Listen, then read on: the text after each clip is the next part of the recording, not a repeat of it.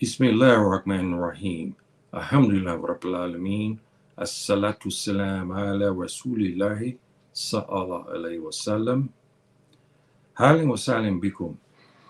Innani ote subhanahu wa ta'ala amtanani wa shukri. Assalamu alaikum. Rahmatullahi barakatuh. Lil ikhwani wati fi din. Salamu ala mani tabahuda. Lil ikhwani wati fi Africa, Europa, America, Caribbean, wa kulli makan. My dear brothers and sisters, today I will start now on dealing with the King's List, which we know as OT, which derives from the Akan language of Ghana. And I'm going to preface this.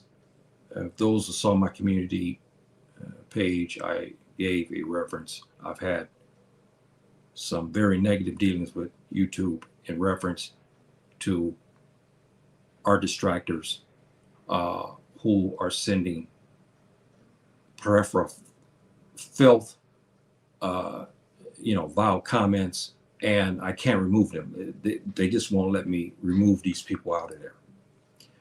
And this has been starting basically since I started on the saga of Andalus, which we know as modern day Spain. And we've had Tuba provocateurs who wanted to make sure that I got the message that this is a white history, a Tuba history. It's not nothing to do with Africans. As they told me before, many of them have said that you were there, yes, only as slaves and to clean up our castles and our streets. You know the story. I debunked that. So now I go to what we call Egypt today. In ancient times, it's called Kemt.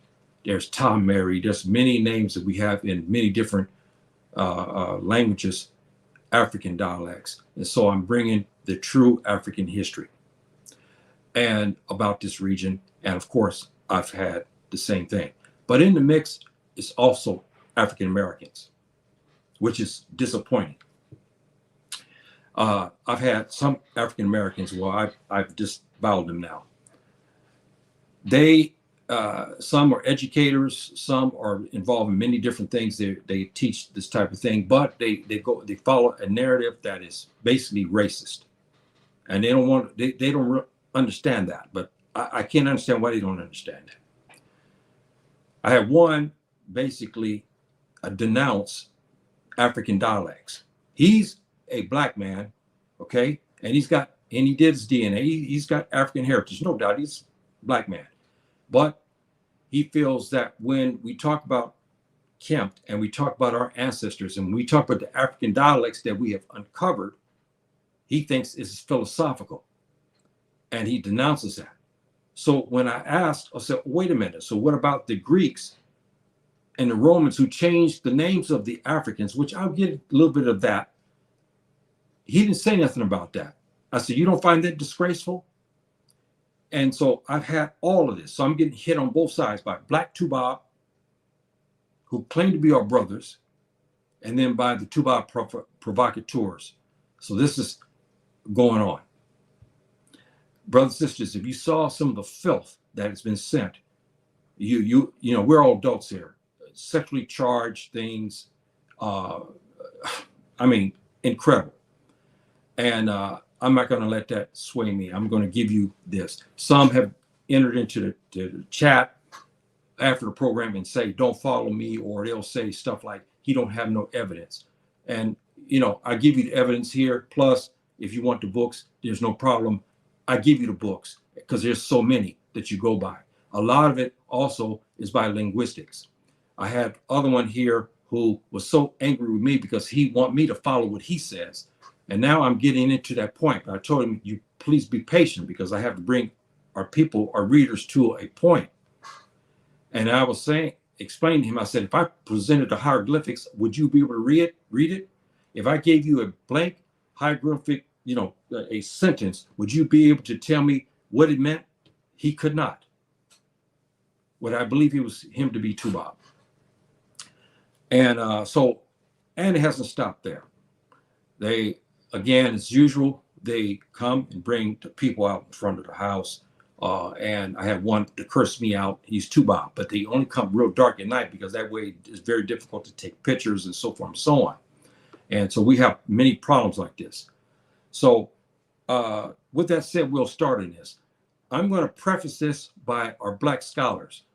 You know, in 2000, when my brother, who was passed on now, Professor Darkwa from Ghana, when he ventured on this saga of presenting our history from the eyes of Africans, from our eyes, he was warned. That's right, brothers and sisters. He was warned. This is how pervasive and how dangerous it is, because this saga of the King's List, when I give it to you here, I've had African scholars who wrote the same things. They made the correlation to 5,000 years ago to what is happening today. And he was advised, if you go down this road here and you present African history where it doesn't show us in trees eating bananas, having a tubop down there, whistle us down like we're dogs to show us how to make fire so we can cook our food. We needed him to show us how to build a house. We needed him to show us how to grow rice, which we know all of this is a fallacy, but he was warned.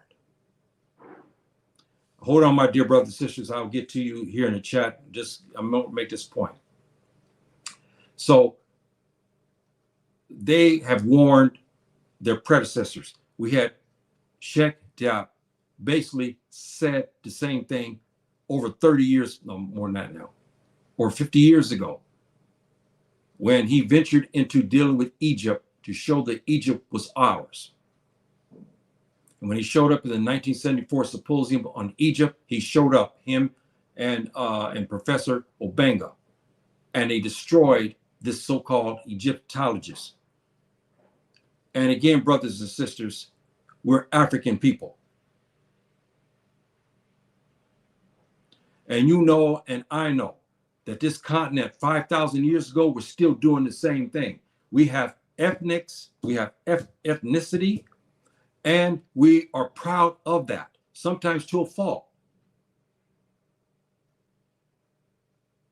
But we're Africans, and we are different than everyone else because Subhanahu wa ta'ala made us first. He said he formed us out of black mud.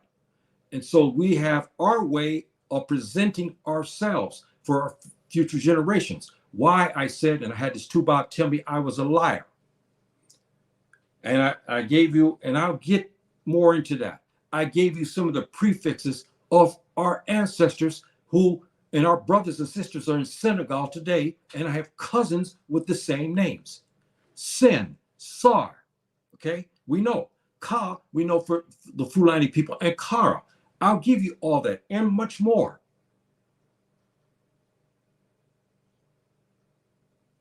So when you have African Americans who said they're educators come to denounce me and our predecessors for saying and deciphering the hieroglyphics, which it should be done, presenting our languages, which they are, like our great ancestor, Perob, Sin.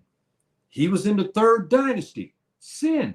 Now, the people in Senegal, my cousin, I have cousins. I have Baba, who's an elder cousin, last name Sin. I have another elder cousin, last name Sar. I know brothers who are in my friends in Facebook with the last name Sar. I'll get more into this. I have a sister too. Her name is Isato. Please forgive me, sister. I don't mean no harm. I'm just trying to make a point if you're listening to this. But her name is Isato Sao. Have you heard that name before? Sao. Remember, I gave this to you. These are names that we still use today that were used 5,000 years ago. And now I'm going to start presenting the hieroglyphics to you for those distractors who were screaming and hollering, saying they want me to present it, which they can't even read. And it's not easy. I'm still learning. And I always have mistakes because as I read it, but because I read Arabic, yes, and you know, English and some other languages I speak, okay, you know, stuff like that. I have other languages I speak as well. But when you talk about never, it is absolutely, I mean, very difficult. So let's get to us on our brothers and sisters who are here today. How you doing, my dear brother? Thanks for showing up. Walaikum salam. Thank you very much for showing up, brother. Language is the key indeed. Yes, it is, my dear brother. We're Africans. Okay? And languages are very important to us. It is a badge of honor. Now, of course, we're not talking about taking things to the extreme, because we see this today while we having fights with Africans fighting other Africans. When one yells, I'm Hausa, and the other one yells, I'm Fula. That shouldn't be, because as you heard me talk about, we are related in a lot of ways. But the fact remains, you cannot understand Africa without the linguistics. As our famous European scholars who dissected the hieroglyphics tell you, even in their books, that when they became, and I'll give more, I'm trying to lead you to this, when they got into certain types of deciphering, they didn't know what these names were. It wasn't until our African scholars, Professor Obenga, Professor Sheikh Diop, Professor Darkwa, all those begin to get into the mix, and them other African brothers as well. Blachi, there's a whole bunch of others who have the knowledge because they're Africans, and they know many different dialects. When they begin to dissect it, they say, "Whoa, wait a minute! This is what you pronounce this? No, this comes from the Akan people. No, you say this here is Parib Sin. Yes, we know what this is. This is from the people in Senegal, from the Siri people, or from the Wolof people, from the Mandinka people. When we see Sarik, we know this is what? Sariki, meaning what? King in what? Hausa. You see, we begin to really bring it forward. This is why Africa is defined by its linguistic term, not by color. Why? Because the Africans, there's no one prototype. 5,000 years ago, when man was now being developed, yes, we have the Nubians. And again, Subhanahu wa ta'ala tells us in the Quran, he says you were formed out of black mud. The Nubian people were black. When they begin to go up northwards, okay, then, like I said, we had things happen.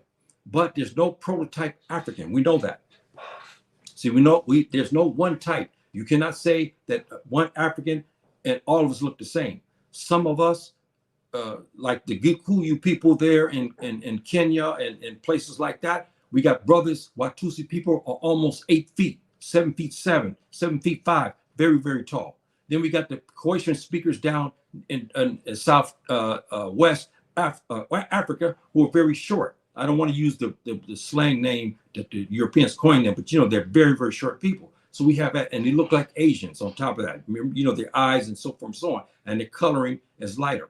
So we have many, many different types of Africans. But I'm trying to make a point, brothers and sisters, that you stay with me on this. You stay with me on this, because I'm going to get you to this point. We'll have distractors who will come in here and they will try to create problems, and they'll try to denounce me by saying, well, you know, you don't want to bring the hieroglyphics.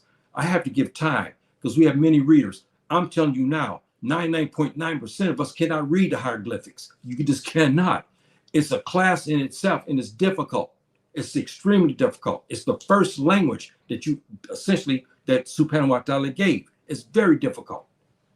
It's very, very difficult because you got to be retrained. You know, if you speak the ancient, you know, what we speak, if you speak Hausa, you speak Fulani, even if you look at the hieroglyphics, you cannot tell. It's that difficult. And you got to get the alphabet. And the alphabet is a lot of figures, animals, diagrams. It's a lot. So I just want to make that point, brothers and sisters, to you, to say that we must understand that Kemt is in Africa. It's driven by linguistics, not by the color. Me and you, anybody can paint a mural and put a Tubab there and say he's Egyptian.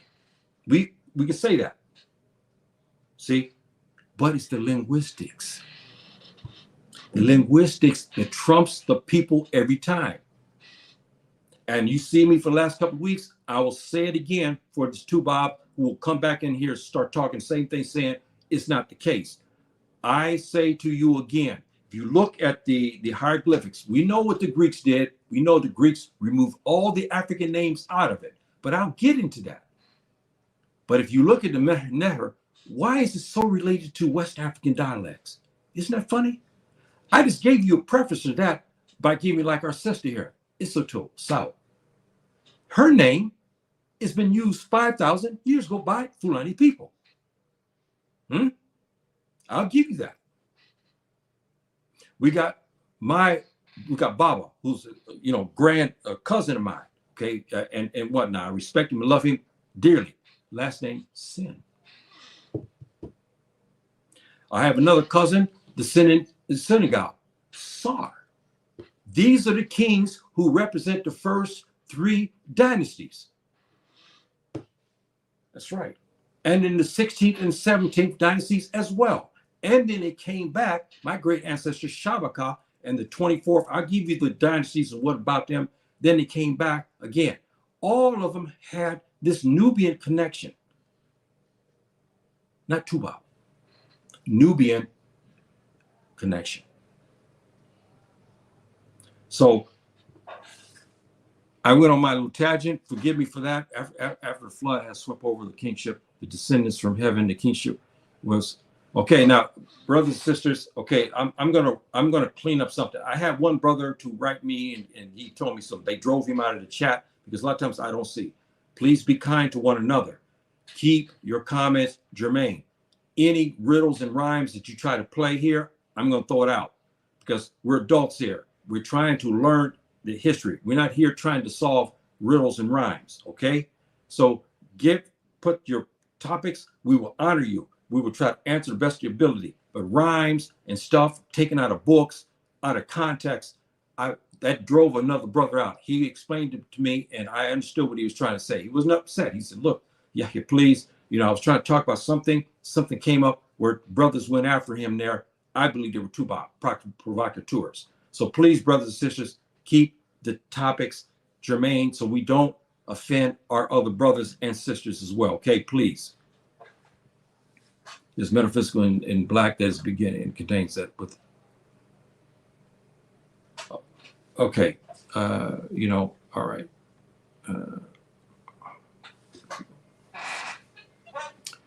Okay. How you doing, my dear brother? Peace and blessings. Thank you very much for showing up, and I appreciate that. And I just ran this brother out, and threw him out. We're not gonna play this today. We got people that are just utterly disrespectful. They try to take you away from the topics and at hand. So I'm like today, I have zero tolerance of this and whatnot, and we have to put it into this. Okay, so we're going to get into this. I'm going to read something to you from our dear brother who's passed on. When he ventured talking about the Jews and Hebrews in his famous book, and you heard me talk about it, it's a must for all Africans. You got to get this book. And I don't understand, and I have to say this, I got to push this. I don't understand my brothers in America who are African Americans for about many things. They will not honor African scholarship. I don't understand that. I don't understand that. And when the last brother came to me and said that when we use linguistics, it's philosophical, that's like slapping every one of us here on the continent in the face. Because it's like we're not speaking anything. So I asked a question, then what about Greek and Spanish and so forth and so on? He didn't dishonor those languages. But he dishonored us who speak Fula, those who speak Tiv, those who speak Mende, those who speak Mandinka, those who speak Wolof. He denounced that, saying it's philosophical. Yet he's descended from Hausa, or he's descended from the Kru people there in Liberia. Like I said, many the brothers from from America, I don't understand. I don't understand them. Where they're coming from, I don't. Here you have to get this book, brothers and sisters, please.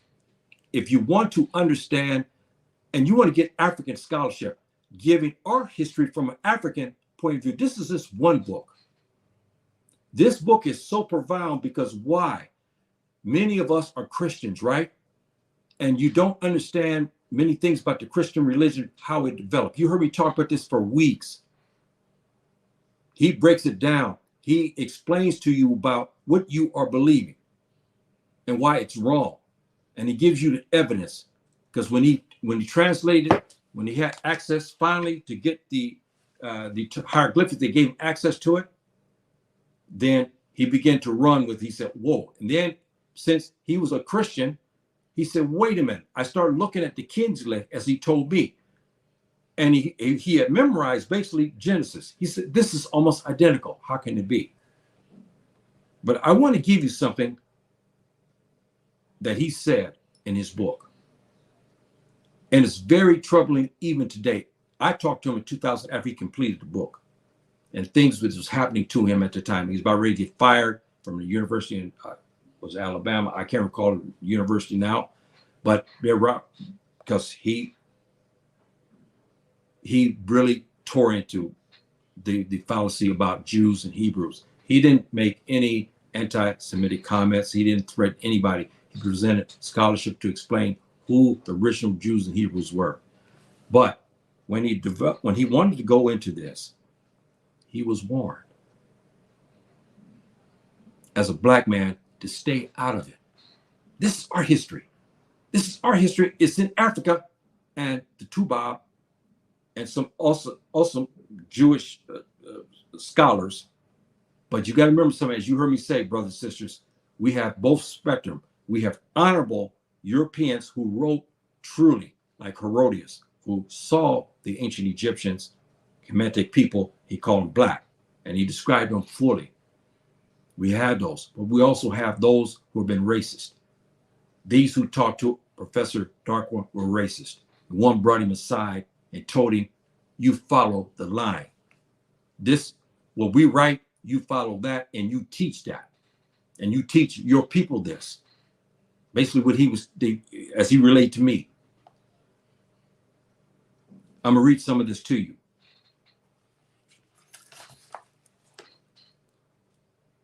This is a Tubab historian who was a good friend of him, was very frightened for his safety. He said to him, these people are dangerous. He's talking about the American apparatuses, the European apparatuses who are involved to keep this going, to keep this racism going, keeping that black Africans are inferior, that Egypt is white, that Andalus, when it was invaded by the Moors, that the Moors now become white, that the kingdoms of Al-Maghrib, I was here, were white, that the original Amazigh people, as we know them today, were white, all the way down the line. He said, these people are dangerous because they know what they are doing. But, okay, let me read this again. You know, I read so much Arabic a lot of times, brothers and sisters, you got to excuse me because now I go back from English to Arabic. Sometimes I have a problem. He said again, these people are dangerous because they know what they are doing. They know what they are talking about is false. Listen, this is a Tubab talking about Tubab historians who are racist and what they're doing. Listen to what he says. He said again, he's white. He told Professor Darkwa, don't go into this arena dealing with Egypt. Stay out of it because the people will kill you for it, to keep the lie going, because they've been killing for, what 3,000 years now. He said, these people are dangerous because they know what they are doing. They know what they're talking about is false. but they want us to believe it anyway. Now, this is like my dad told me. My dad told me, he said, look, when you have Tubab and he breaks away from the racism and he comes to you and start talking about those over there, he said, you listen to him because he was in the inner circle. He's Professor Darko was warned. He said the people are dangerous. This is not only white, black Tubab as well. As you heard me say now, I've started touching Egypt. Now I got black folk denouncing me, talking about linguistics is philosophical, denouncing our African dialects. He's black man from America, denouncing our linguistics here on our continent here. So we have them in all shades. But here he was talking about the most powerful apparatuses in the world, how they keep this lie going.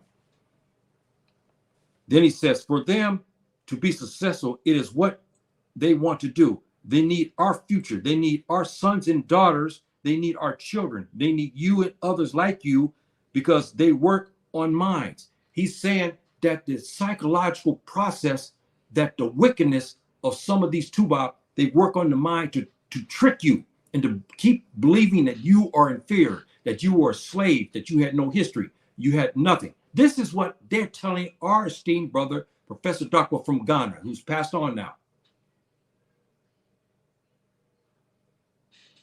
And they warn him. They take away mind. Son, because he's old, he's much older than Professor Darko. Son, I want you to go to school, but never give them your mind because a human body is like a snake's body. When one cuts off the snake's head, the rest is nothing but a rope. This is what one scholar who's a Tubab, but he's an honorable man, Professor Darko explained to me about him. He said he was an honorable and he learned from him tremendously and he wasn't a racist. But he gave him warning and said, Professor Darko, please, if you're going to start talking about ancient Egypt and you're going to bring the right history, he said, I fear for your life. Now, how can that be, brothers and sisters? You think about this. This is our continent, it's our history. Why would another human being and their apparatus kill us? For what? This is what he was talking about here. So I wanted to give you that, brothers and sisters, because this is very, very damaging. And I wanted to give you that to show you. Now, the same things are starting to happen with me, where I had, even YouTube itself will not do any, they let them send pornography every which way and filthy, vile notes and so forth. The same Tubab provocateurs who are after me will turn around and say I'm stupid and ignorant, yet they go on the computer and they go take my notes. That's funny, isn't it? I got notes written here. I write them on the paper or whatever. I put them in the computer. They take the notes and they transpose them, put their names on it. But yet still they say I'm stupid and ignorant. This is the stuff I'm talking about, brothers and sisters. I got to bring this out before we get to the King's List, because it's very, very, very, very troubling.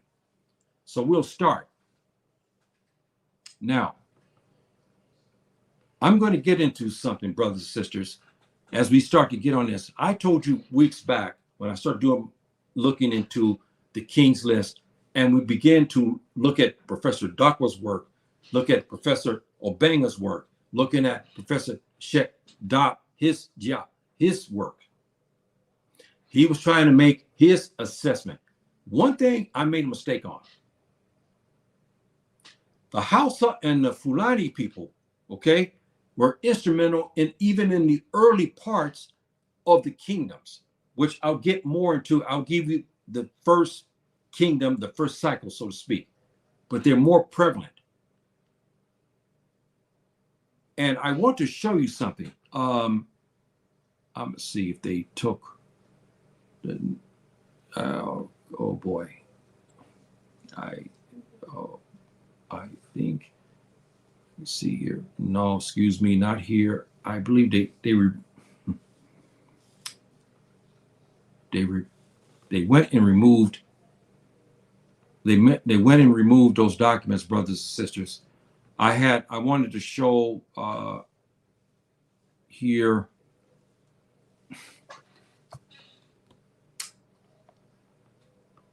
Well, this enemy is something else. I'll bring that to you in a minute. I can write it out to you here. I'll go back and I'll pull this up. But I want to give you something. What I do have, they didn't pull out. You see this here, brothers and sisters? Now, this is the Fulani people that you see today. Even in the times from the all the way when the Fulani people became very prevalent, and the Somali people, I'm gonna show you you won't be able to tell the difference between the Somali people and the Fulani people. You will not be able to tell the difference. This is the ancient what Sheikh Diop, when he went, he began to take these photos of the what he perceived to be Fulani people and Somali people because of the way they braid their hair and so forth and so on. Because he's from Somalia, okay, but he's dead now. Great Sheikh Diop is from Senegal. He saw these murals and he saw black people that were black, but they had real long hair, and they styled their hair. He said, "Wait a minute, this is like our Fulani sisters I see in Senegal." See, so he began to see this.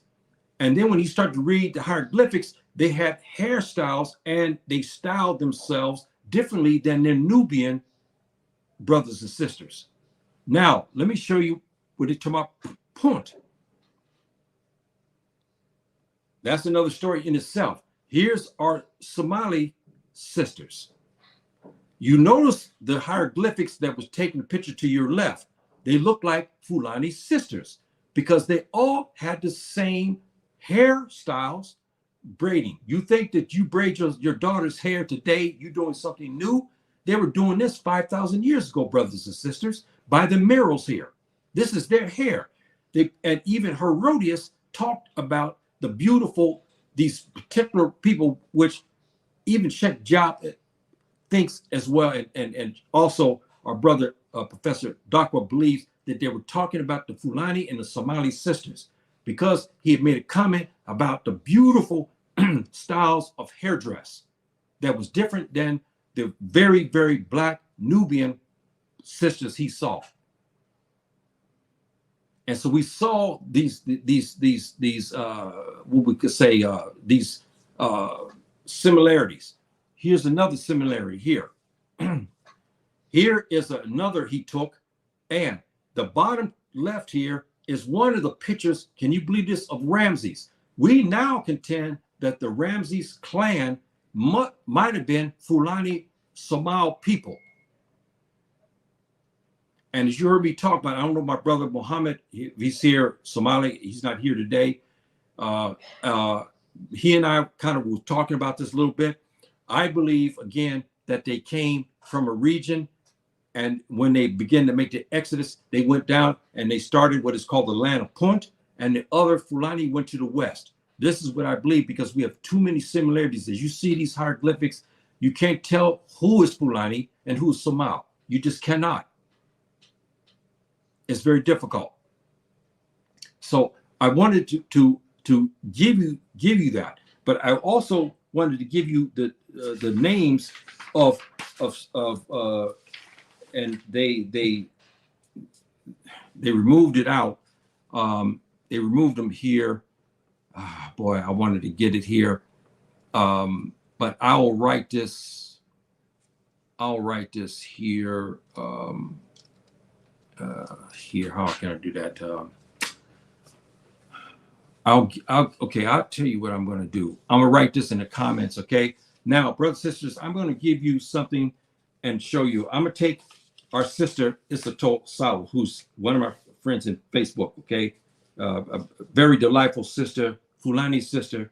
And I'm going to show how ancient her name is. And I'm going to get to my other brothers also who are Fulani. In this instance, we have the name Ba, which the Fulani people use today. This is the same as the Ba in ancient times. To your left is modern times, and your right is the ancient times in the Metnaru script. Now, remember I told you about the Sao people who we believe were the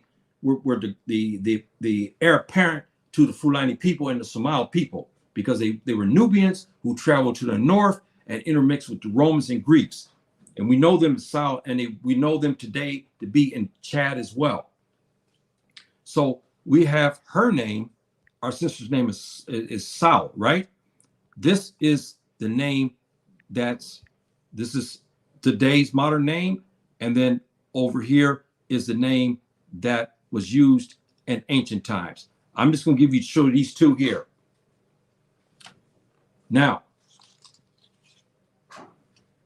to your left is today. We got brothers. I have friends of mine that have the name Ba. To your right is what we had in 5,000 years ago. Isitou Sao, her name. This is the equivalent in her name to the left in modern times, and the Fulani people, this is the name they used in ancient times. This is very interesting. I'm gonna give you some more to show you this. We got another brother I know by this name here. This is equivalent to his name today. And if you heard me for weeks talking about Kara, remember Kara? And this is now 5,000 years ago. To your right is Kara. To your left is modern times. See, this is it's very interesting. Now, if you remember weeks ago, I told you about Ba. Remember, I said how they used, the Fulani people use this a lot. Bahri, if you remember this. And they now put this name basically together. Well, it had two meanings, all right? And I'm going to give you this now. In the ancient Fulani language, Bahri equals essentially, in the hieroglyphics, we know it's Fari. Now, this here means king, pharaoh. The hieroglyphic name is pharaoh. Fari is the name of a king. Also, we know that the pharaoh comes out from the hieroglyphics, but it was written in a different, and I'll give you this in the Neher. We know, we know this to be Pi is what they use to term for pharaoh. And then of course the Greeks got to it and changed it around to make it, the word pharaoh. But this is how it was. But we also know, and they used the name Fari as the name of the king. In the Fulani ancient dialect, it was Bari. This is why, like the brother explained to me, that the Bari people are people been high title kings. There was the kings of the Fulani kings had names of Bari, but the most famous of the kings had the name, remember again, Ka. Okay, as you heard me talk about before, Ka and Kara, meaning the burial, which I'll give you this here. Okay, Ka and Kara. Kara is the burial, but it's the sacred burial, and I'll get into this in another time. Excuse me, brothers and sisters. This is by design. As we got people working there, this is by design. They sent them because they know I'm doing a program now. They sent them to start work because we have a lot of people building around here, and they should not be doing anything at this hour because we're almost near 8 o'clock our time here in Morocco, and they're still doing this is wrong. But anyway, you get my picture. You see what's happened. I've given you all these similarities in the names and so forth. Now, our sister, her name is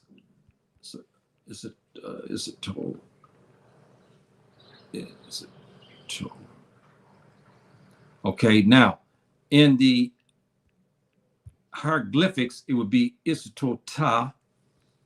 Okay, and they could add Ka also to this.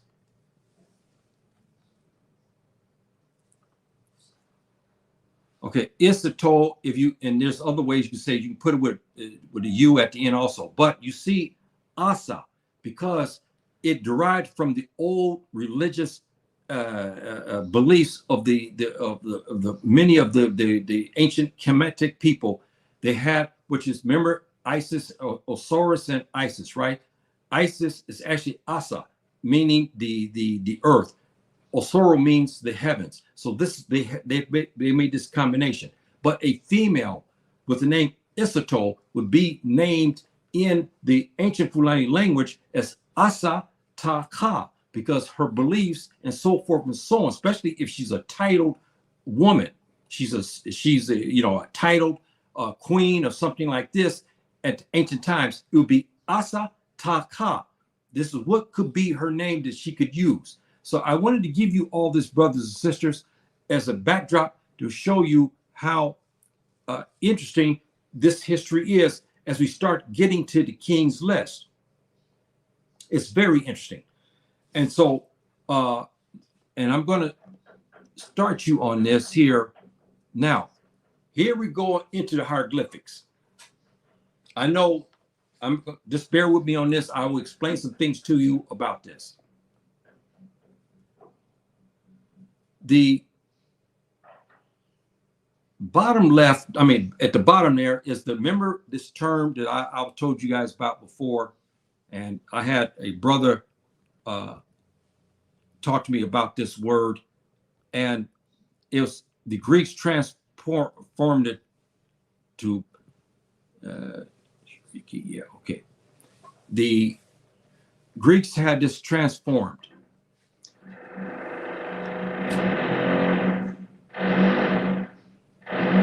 Excuse me, brothers and sisters. Boy, this is...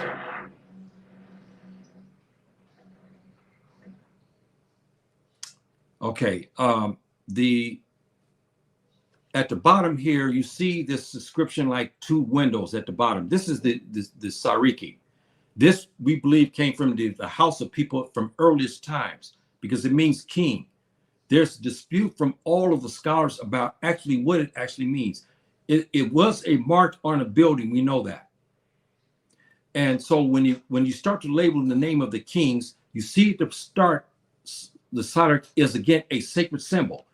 As you look at the hieroglyphics, you see as each level goes, this is a name, brothers and sisters, which I will kind of cover because it's not easy. I'm going to kind of give you something. At the top is the unification. You see here at the top, the unification of the north and the south. This is how the king's name was written. And according to the way the hieroglyphics is read, we came up with the names. This is how we found out some parts that are African brothers. These were Africans who were actually the pharaohs. See, so I wanted to give you that so that way we can start getting an understanding on what's going on. And what is troubling, brothers and sisters, is you see the names here. I'm giving you these samples to get your mind circulating to understand how great the crime was against us. And the Greeks took the African names and destroyed them.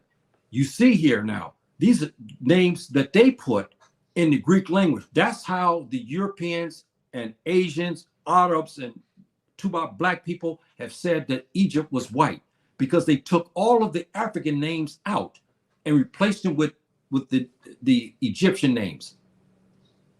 And this is a true fact, because this is the king's list that's written in the Greek, and they took all of the African names out of it. And this is how for centuries upon centuries they kept Kmt white. But they forgot something, because when you read the Book of the Dead as a must, as I explained to all of us, if you're interested in this, you got to get the Book of the Dead, because Budge did dissect this, and he also talked about his troubles because he didn't have some linguistics behind this. Now, let's get more into this aspect, because they removed my notes out of here, brothers and sisters. I mean, they took all my notes out, because this is what they'll do. It'll end up showing up one of their names on it. That's what they normally do. Now, I want to show you this also. As you see, now this is, again, prefacing this to show you the king's list. At the bottom, you see it says Ethiopians, right? Because this is the term that they call black people at this time. See, they didn't have the names we know today, but they called them Ethiop, meaning burnt by the sun. But if you notice over here, you see the name Shabakan. That is my ancestor Shabaka. You see? And then you see number 3, Tarkos. Tarkos is as a Taharka, because they destroyed our names. They destroyed all our African names. You see here the dynasties, it says the 25th dynasty, and it says Ethiopians. We're not Greeks, but look what they did. They put our names as Greeks. And this is what I'm talking about. Why it's so important for us that we have this understanding, brothers and sisters, of and we get to understand what is going to happen here and why this is so critical. And I also have my notes here to talk about how and I'm going to have to write them, I guess, like this, because now I see, excuse me here, I'm going to write it like this, because since they took out my notes, I'm going to have to do it in this fashion here. Horus, no, excuse me, Horus. I got to do it like this, Horus, and then we have, no, okay, edit. Horus is the one name, and then we have the in /u. I'm going to make sense of this for you in a minute, because I'm going to this, and then I'll be closing, because I wanted to start you off on this to get you caught up to speed. So when I start talking about these our names and so forth and so on, and why they have all of these names, and then you get to kind of understand what that I'm talking about. Now we got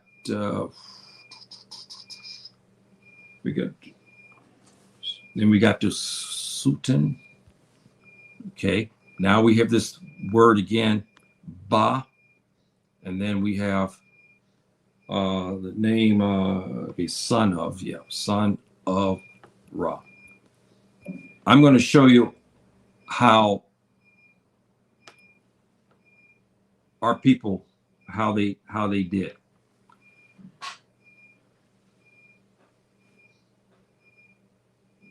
The kings of Kemt didn't use one name, brothers and sisters. Our ancient ancestors used 5 names. And they had, Horus was the name that was given to them at time when they became the king. So they took these names, and you saw the names there. They transposed those African names to Greek names. The second one, it says NU. Then the third one is Golden Horse. Golden Horse is the Ka. Remember, we've been talking about this Ka for weeks. Ka. You see, the Fulani people use this Ka, especially in the 17th and 18th dynasties. Now we found out that even Ramses' family may be, Fulani Somali people, because if you look at their hieroglyphics when they came on, the first Ramses, second, third, fourth Ramses, all of them wore a braid down here, as you see even in the movie, because they got it off the hieroglyphics. They wore their hair braided. This is the Fulani people who were doing this, and the Somali people were doing this as well. The Nubians didn't, because the Nubians had very, very kinky braided hair. Remember, I told you about the test that they gave the hair strand. 100 mean European, straight. 50, the hair was kinky. When you start getting lower than 50, like the Nubian people, they gave them 25 to 30. So that means their hair was so tightly spiraled. But the Fulani people, because they mixed, they had a lot of hair, and the men and women both wore braids. The woman wore a braid, but she also wore things you saw when I gave you that. I forgot what, I don't have the Fulani names, excuse me, for, and the Somali names for this, but they wore this to designate the ladies, and then they had their hair braided down. The man had their hair braided to one side, so he combed his hair, he shaved the hair here, and he had the rest of his hair, and it braided down on his right side. It's very, very interesting. Sultan Ba means the south, okay? And then son of Ra. Now, remember we talked about Ra. Even in the description of the hieroglyphics, Ra doesn't mean sun. It actually means the creator of it. See, this is why, again, our European distractors, when they were now being exposed for lying about the Egyptians being white. So now everything become pagan. So they begin to destroy, and by saying everything was pagan. But if you read the hieroglyphics and you see what Book of Dead, it talks about Ra and what we believed at that time, our ancestors, that they believed creator, but they were still mushrikeen in the Arabic language. They were still polytheists because they believed that he was the creator of all things. Yes, Ra, but he was the creator of minor gods as well. This is where we have contention. But here we're not talking about Islam. We're talking about how our ancient ancestors worshiped. See, and so this is why, like I said, brothers and sisters, it's very important for us today that we understand some of the basic context as we'll get into the list in itself.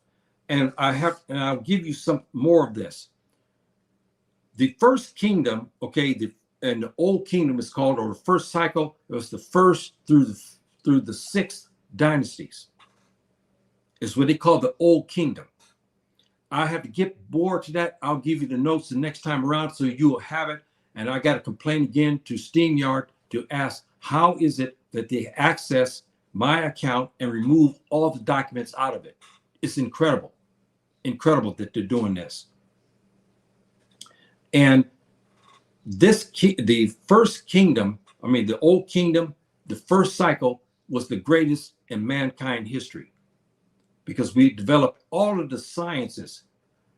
The pyramids in the fourth dynasty was created. We're going to talk about next time, inshallah, we'll talk about the names of some of the people I gave you last week, and I had Tubab provocateurs denounce that by saying it's false. Now I'm going to start giving you the hieroglyphics. It's funny. They say it's false, but I had a lot of stuff in here. They removed it. See, it's funny, isn't it? See, very funny. And we had here. I want to get back to something again about this here. Brothers and sisters, we're going to start to see more of the hieroglyphics, and I'll start to explain more to you about this. But it's very important. This is why I explained to you why it's so difficult to learn language. We have letters in writing. They didn't write the way we wrote. They wrote something different. And even writing these symbols as they did, you had to be an artist to do it. But the sharik or the shariki, what we know in the Hausa language as king, this is why we know the Hausa people were there. Because from the early starts, from the first, second, and third kingdoms in particular, they used at the bottom, you see at the bottom, looks like a house with two windows. It's true. And then as you go to see here, the rest, you see the name of this person, like Patrib, okay, Sin. And then at the top was his title. You see written here, if he was king of the south and the north, which I have here. Let me see here where we got. They didn't remove this. Now, you see here, if he was the king of the south only, because he had not reunited, because there's periods of time in Egypt where it was ununited again, because why? There was strife. I'll get into that. It was a tragic, Egyptian history was very tragic. And at the end, I'll tell you something what Sheikh Job said about that brought him to tears. Here to your right is when the king united all of Egypt. He had the title here. You don't see the sharik. Remember to see the Shariki at the bottom? You don't see it this time now, right? You see here, you see the Sharik at the bottom here, right? But in the instance after the third kingdom, they removed that, and they didn't use the Sharik anymore until back until about the 16th and 17th dynasty to begin to use the Sharik at the bottom, like that house, the symbol that's on a door. They have disputes. None of the scholars can come up with the correct answer what it actually means. It means king. Does it mean the king's building, or does it mean it's an insignia or some sort? They are not clear to that, but they do know the name of it. It means Shariki. If you look at the hieroglyphics translated, it's in Hausa language. It's called Shariki. But the Greeks call it Sharik because they changed over to Greek. But over here to your right is now he is the king of all of Egypt. You see at the top, that means the unification of lower and upper Egypt. This is some of the basic things, and I'll give you some definitions, but I don't want to bore you because I have to give you the alphabet, and it's not easy to learn this in this fashion because we have to be really patient on this because it's very difficult, brothers and sisters. And sometimes you say, wait a minute, I thought I got it, and then you see another sentence and you got it all wrong. Your translation of it is wrong, and it should be taught, to be honest with you. And again, I'm going a little bit over this again, a little bit to show you that they had transposed our names, the African names, over to into Greek names, and that way it really killed us. And here is part of the book here talking about something, and I want to, it's probably not big enough, but in the middle here, the hieroglyphics, this is where I was telling you before, brothers and sisters, in the book of coming forth by day and night, right? The book of the dead. Remember we were talking about, and I had a provocateur tell me that it was a lie. This is written in the hieroglyphics. This is written in the book of the dead, which is the hieroglyphics, talking about the history, giving you a long history of Egypt. Here is talking about the beginning, how Egypt was formed. Written in the hieroglyphics. Now listen to this. This is what our ancient ancestors wrote. This destroys the narrative of the Tubal provocateur who said, no, they were white then and they're white now, because you look at the modern day Egyptian. Now look what our brother said. In the middle here, he says, we came from the beginnings of the Nile. Where is the beginning of the Nile, brothers and sisters? Is it England? Is it Irish in Ireland? Is it Siberia? Is it in France? No, it's in the southern parts, right? Listen to what was written and translated off the Book of the Dead in hieroglyphics, talking about the origins of the ancient Egyptians. It says, we came from the beginning of the Nile, where God, which it translates English, but in the Nahar, it'll be either a Ra or Re. It's the word for God, for Allah or Yahweh, any name you want to say it. High dwells on the foothills of the mountains of the moon, which means Kilimanjaro, between Kenya and Tanzania, or the other word here, or in Uganda. This is what our ancient ancestors wrote about their origins. Again, brothers and sisters, showing you that Egypt is ours. I've been building you up for these weeks. All the provocateurs trying to get you to stop to look at the station. Provocateurs are getting you to try to stop to listen to me by saying I was ignorant, saying I was stupid, saying that I'm giving you false information. Now I'm giving you straight from mouth of our brothers in what they wrote from the book of the coming forth by day. It's our book that we left because they killed all of our scholars in 300 AD, late 300 AD, 350 or 375, I can't recall AD. AD. They killed all the scholars and they ransacked the suppositories and burnt documents. But many of our brothers, before they died, buried these documents. And now we have the book Coming Forth by Day and Night. You got to get it. And in there talks about where our ancestors came from, brothers and sisters. It says we came from the beginning of the Nile, where God happy dwells. And they're talking about the mountains of Kilimanjaro. You know, it's way up into the heavens. At the foothills of the mountains of the moon. That's how high Kilimanjaro is. We know in Islam the Nile is called the river of heaven. We know this. We know this is what we know it is to be because it is from heaven. Subhanahu wa ta'ala made a river that just defies logic because it flows against the gravity. You know, you don't know how can we do this? We as human beings, we know gravity pulls us. If you jump up, you got to come down, right? Because gravity. Our Nile runs counter to that. It runs up against the gravity. It's just a wonder and mystery. As my teacher in Ghana told me one time, he said, when there's things like this, mysteries, you just leave it alone. Like he told me, you heard me say many times, said, leave it alone because it's not for you to understand. You know it's there. Don't try to try to articulate it. He said, leave it alone. This is the best course of action. So it tells you where they came from.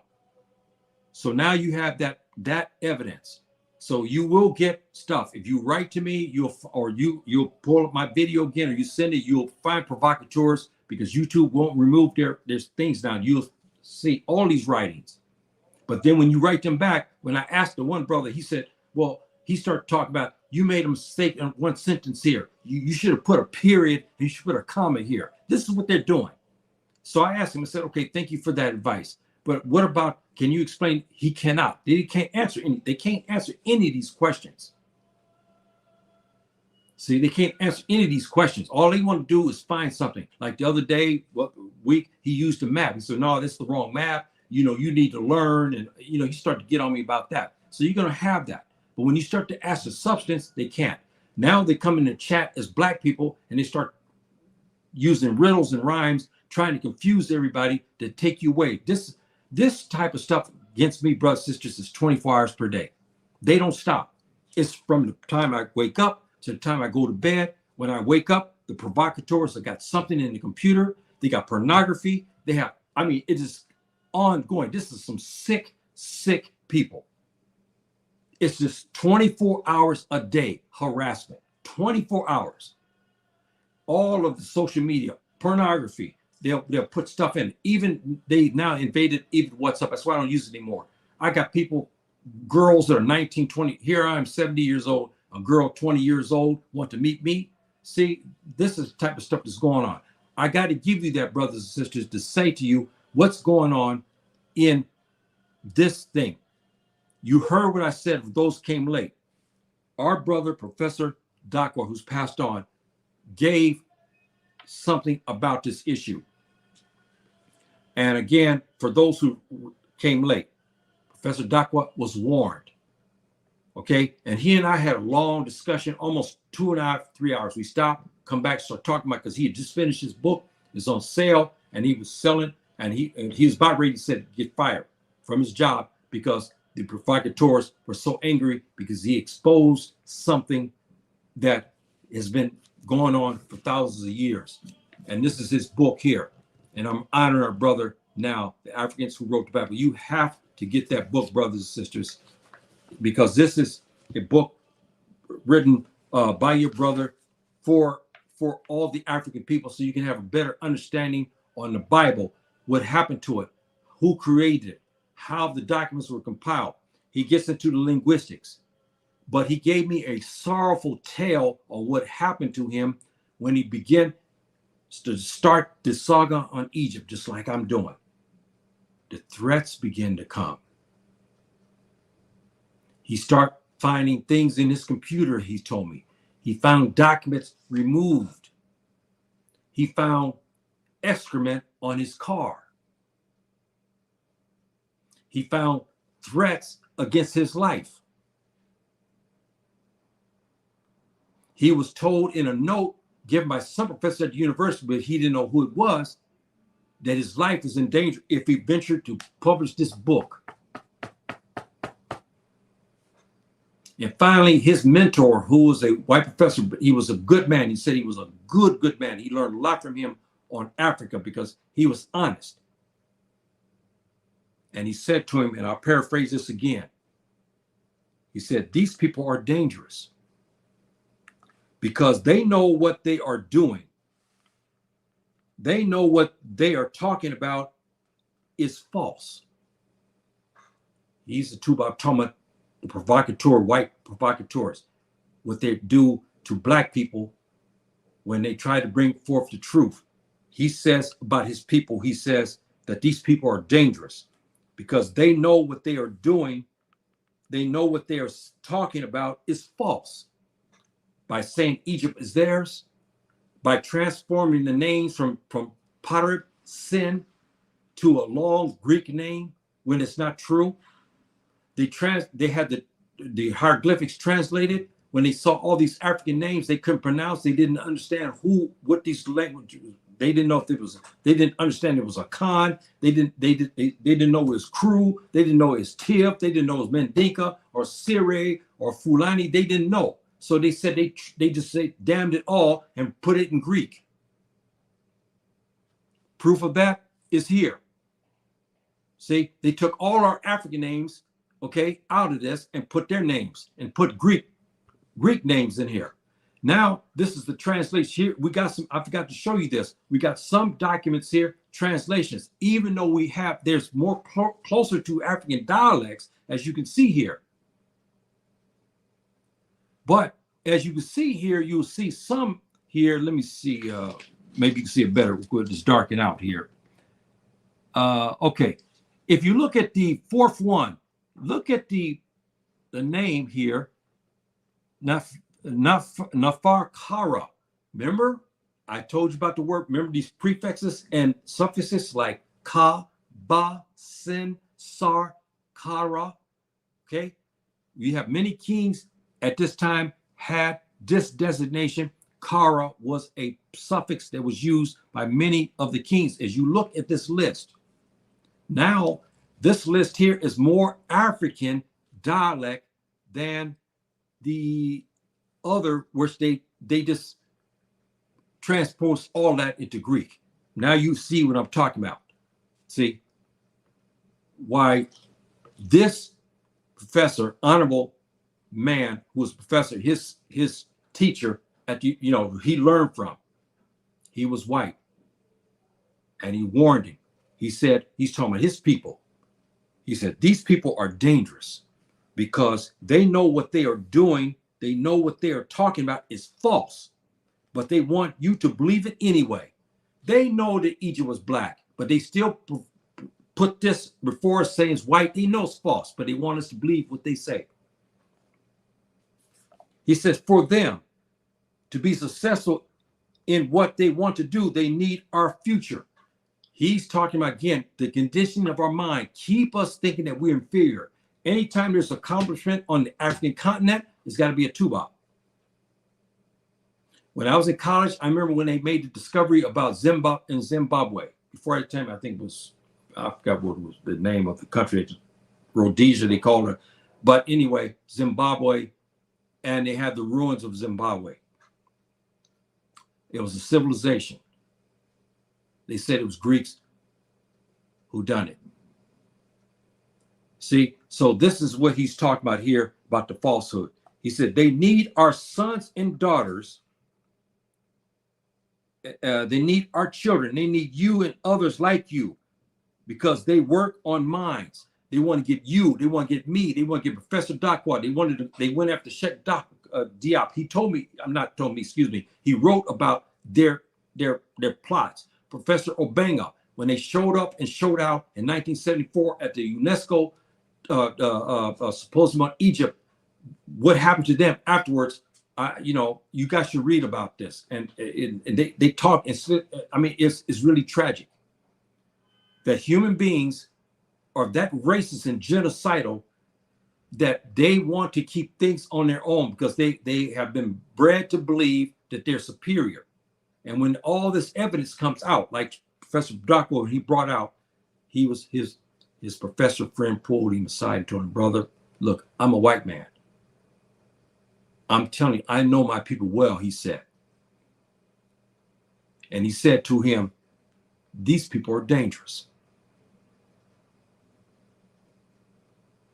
because they know what they are doing and they know what they're saying is false.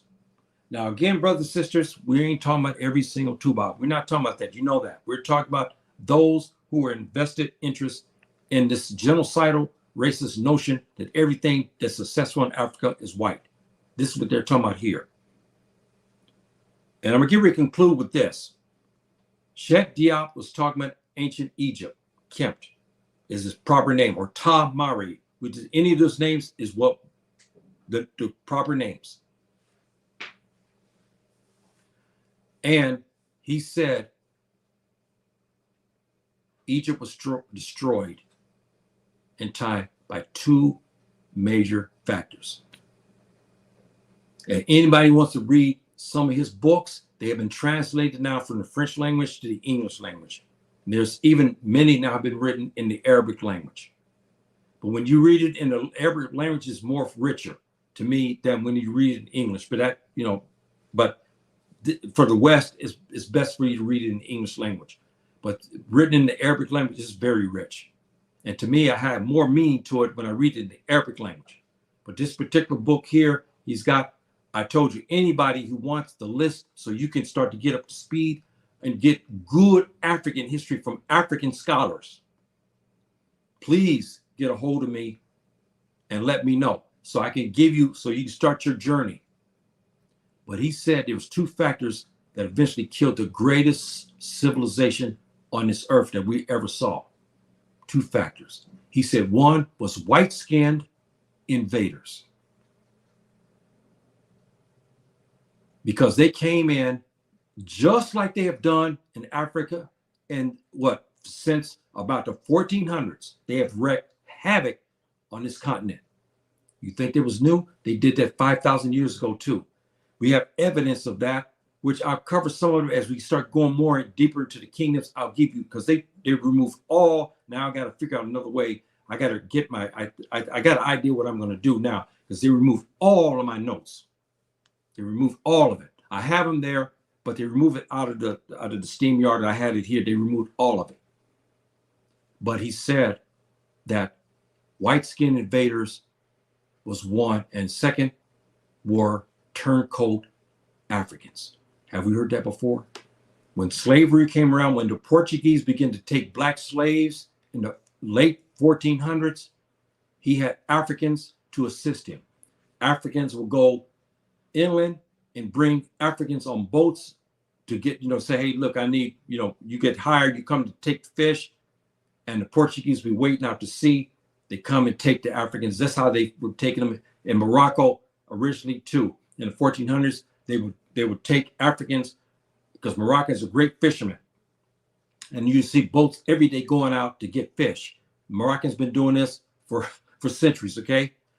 The Portuguese will lay in wait. Africans will lure them out, and the Portuguese will come and take them as slaves. See, so we know these type of tactics, but they had Africans to help them. This is no different. It happened in Ancient Kmt. In order for the white-skinned invaders, and I'll get more into that at the kingdoms, they had black faces to assist them. This ultimately destroyed the greatest civilization that mankind has ever known. That's right, brothers and sisters. This was Sheikh Diop said this. Not only he said this, but other rightful scholars said the same thing.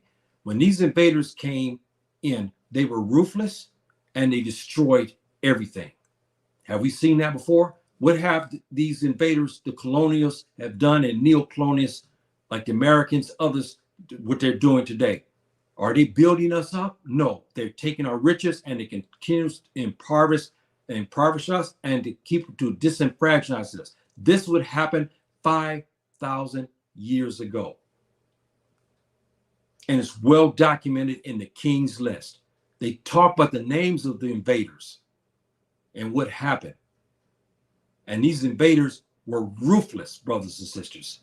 They had nothing on the slavery time that would happen to our ancestors there in the United States. They were far worse. They were doing witchcraft. They were doing all kind of things when they captured Africans. They were doing things. They were practicing like a form of like voodoo of some sort. I mean, they were doing vicious things, and it destroyed Ancient Kmt. And this is what he said in his synopsis on what happened.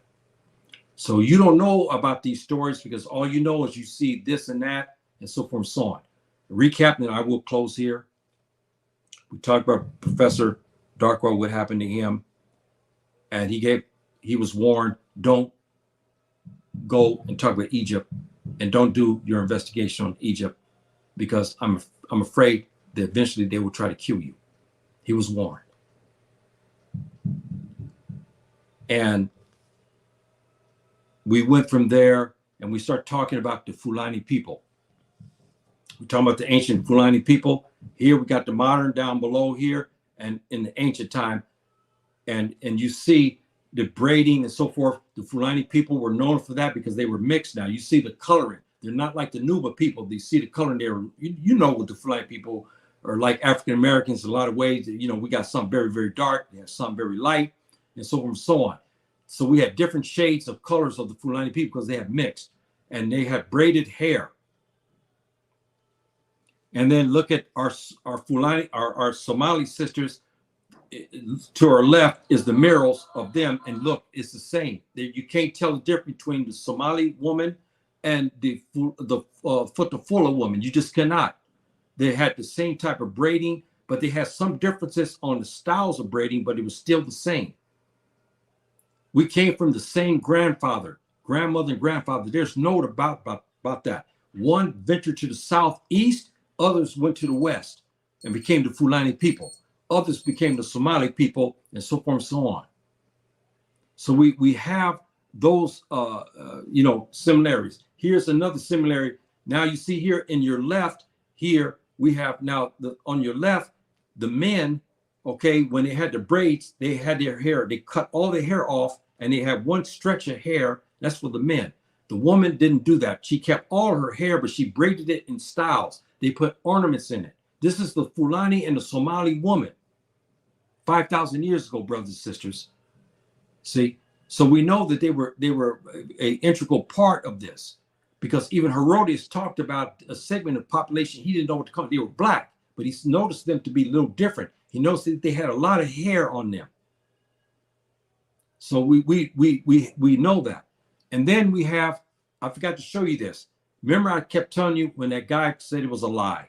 There was no such a thing. He wanted me to prove that the Fulani people were there. He said the Fulani people were not in Egypt. I mean, he went off. This here was taken by Sheikh Diop. This is the King Ka. Remember the Fulani king? Here he is here. That's why I say, brothers and sisters, you have to have patience and let it play out. He wanted to set the tone by telling you, don't follow my page by saying that I don't know what I was talking about. I'm giving you slowly by slowly so you can have the knowledge. This is King Kmt. King Kmt. And you notice they had a hairdress, but they also, you notice they had a hairstyle because they had more hair.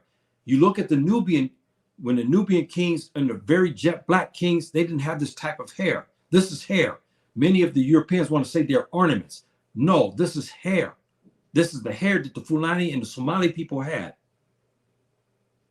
See, so I wanted to give you that.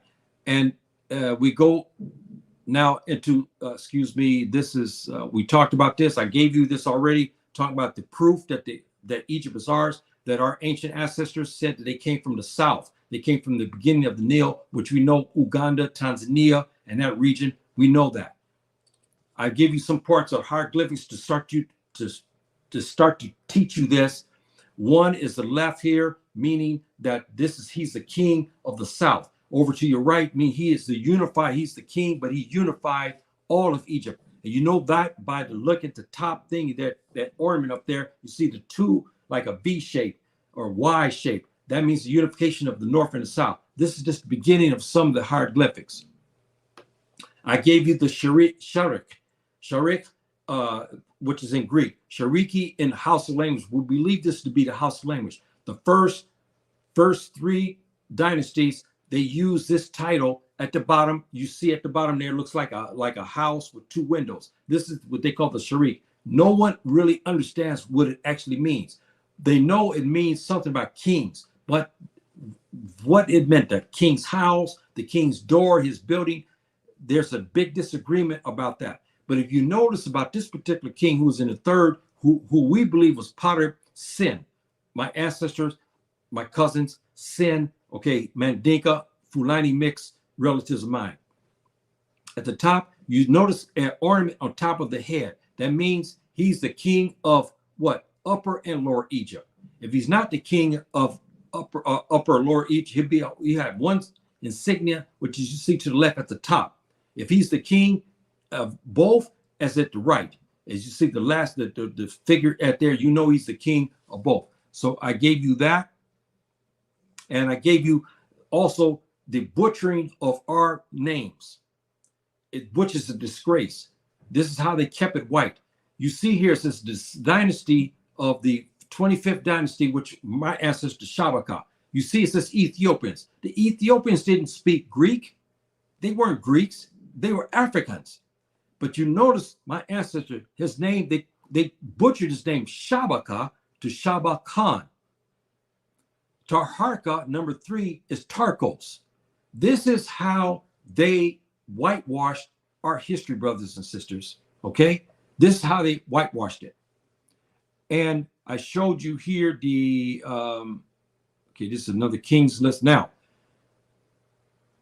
the Ka name, again, brothers and sisters, I gave you the definition that about there's 5 names that all the kings used, and I'll get more into that in another segment. But now we get more into the African names. These are the actual hieroglyphics. And you notice Kara on many of the names you see at the suffix Kara, Kara. This is prominent among the Fulani people. Because Kara is still a name that is used today by the Fulani people. And I gave you the list, and I put it in comments because they removed my notes here, but I gave you a list of our sister Isato Sao. Okay, now I gave you the equivalent of the ancient Fula names, that the names that we still use today, to show you that the Fulani people are actually there. We know the Hausa people are there because the Sariki is the signia that we know had to be Hausa. We know that, and they still trying to figure it out. Even Professor Dakwa was not sure what it actually meant. We know in the Hausa language it means king. We know in Meteneher it means king, or the king of, he's the king. They knew that, but they didn't understand if it was talking about some of his buildings. No one really knows the real translation of Sarik, but we do know Shariki means king in Hausa language. We know that.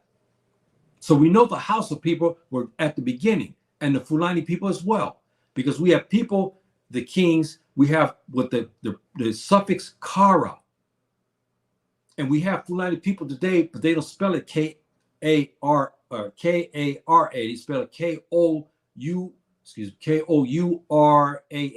I mean, variations like this. So we still are carrying, Fulani people are still carrying the name Bari, Ba, Kara. They still carry all this. Isato is a famous name among our Fulani sisters. It's Asatu, or Asata.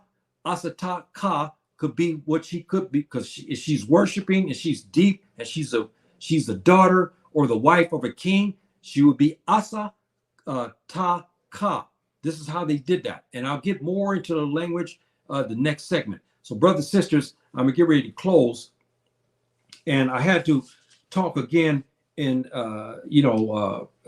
this fashion, because I'm taking a lot of heat, and I wanted to show you that our other ancestral brothers had similar problems as well when they went into Egypt to now bring Egypt and put it back into Africa and put it under black faces again. And now I gave you the evidence even they had the evidence, brothers and sisters, because they had the Book of the Dead. And when they say that Ra means sun, it doesn't. Ra in the hieroglyphics meaning the creator of the sun. So when the brothers told me they worship, yet it was still polytheistic. Why? Because they believed the Subhanahu wa ta'ala, yes, but they also believe Subhanahu wa ta'ala created minor gods. See, this is where the error was, but this is what they believed. But Ra didn't mean sun worshiping. No, it means the creator of the sun. And I'll get more to this also. I'll give you a preview to this. They built their calendar on the rotation, what? Of in the solar system. Remember Sirius solar system? Remember? The rotation around around the sun, right? They built their calendar on that. How did they know that? They didn't have telescopes in those days. Very interesting, isn't it?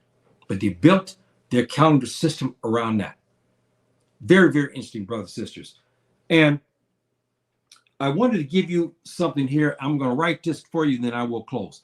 Because I want to show you something here about this one king. I'll get into him, inshallah ta'ala. This is his name.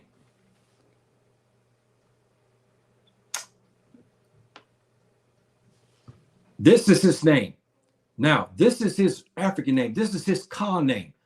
Brothers and sisters, remember what I gave you the thing here on the names of, where do we have here? We got the names here. Now,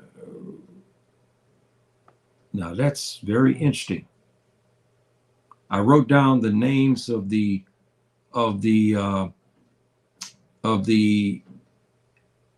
how we had 5 names for the kings. They removed it. They removed the name. I had it in here because I gave it to you earlier. They removed it. This particular, our ancestor brother, his Khan name. If you look at the Khan name, there's 5 names that the Africans had, our African kings of Egypt had. The second and third name are the Khan names. This is where usually they find the African names. They could not pronounce the names. They didn't know how to translate those names. So they butchered them and put them in the Greek language. One famous was this name, Usur Sin. Sin people, Sin. Cousin, Sin. Senegal, the Gambia region. Senegambia region, we have a lot of Sin people, and we also have Sar people. See? So this name here, again, I'll get more into that because I got to figure a way how I'm going to get you the notes so you can see these notes, because they're removing everything out of here, you know, and it's really, really a shame. So I think that's about it, brothers and sisters, for today, and whatnot. And again, brothers and sisters, you know, please don't be dismayed about what is happening, because this happens. Just keep following my program. If you got questions, give valid questions. No problem. I have no problem with that. But you notice I didn't get anybody in the chat today, except they started this provocation again, putting riddles and rhymes and whatnot. That's wrong. Okay? We're not here for that. I'm talking about our history, and they're copying things off Google and they're putting it in the chat to confuse us, to make us get off topic. And I'm going to run these people from now on, because I had one brother who was very upset. They ran him out last week. And this is why I'm going to clamp down on this and whatnot, because we should not be running each other out. But this is provocation. I want to stop this. See, so we stay on topic and whatnot like this, so we can learn. We can all learn from one another. And so I'll get back with you again in another day or so, inshallah, bi'ithnillah. So I'm hoping, brothers and sisters, that you'll have this and whatnot. And remember something, I want to give food for thought when I end this here. When the Europeans begin to get a hold of the King's List, they began to want to change the King's List because they realized the King's List was African, as I told you. So they figured out by creating the Greek names, giving Greek names. But then they begin to add Europeans. This is where they did for modern times. They gave approximately 600 rulers who ruled in Egypt, who were Romans and Greeks and Persians and so forth and so on. See? And then they said, they added to the king's list, but now all scholars reject that. But I wanted to show you how difficult it is. Every king's list that was translated, nobody has one answer. Everybody has many. Some said there was 330 indigenous African kings. Herodotus said that. Africanus, I'll give into here Leo Africanus, where we got the name Africa. He said it was 400 and something. We had variety of people have many opinions about Manitou.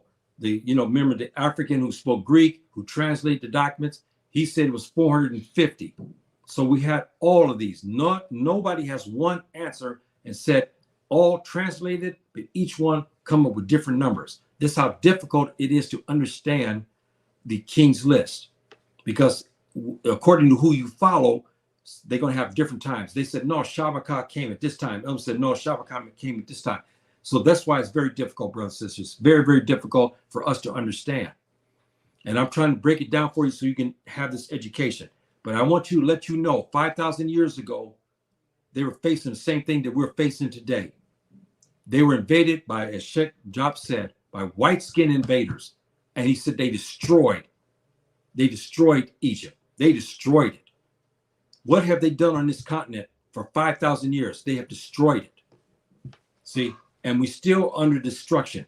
Even with that said, after 5,000 years of all of this destruction, invading, colonizing, stealing, robbing, enslaving, we're still on this continent. We still have the resources.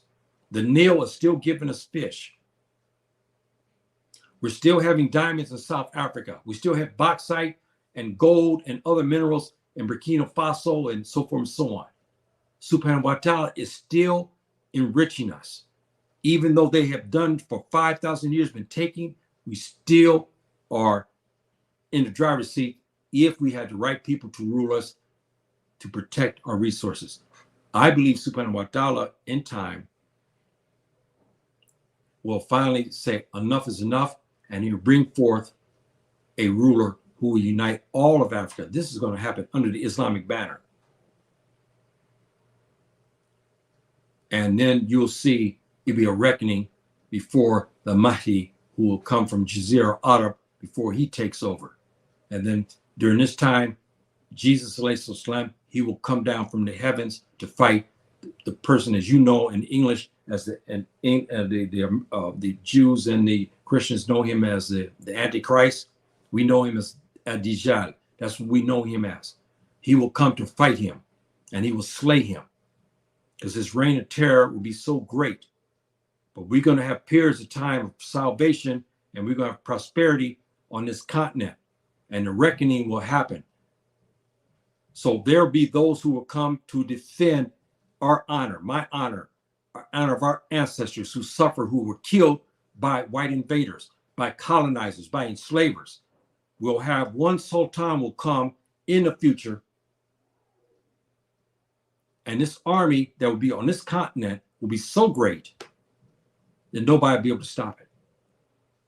By the time the Mahdi will come, the whole continent, but the whole world will be under Islamic banner. We believe this because we're seeing these things happening now. So it's going to happen.